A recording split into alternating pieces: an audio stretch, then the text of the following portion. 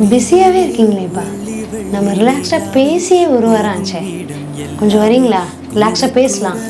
Pressure ஜாஸ்தி இருக்குமா, please. டைமே இல்லை.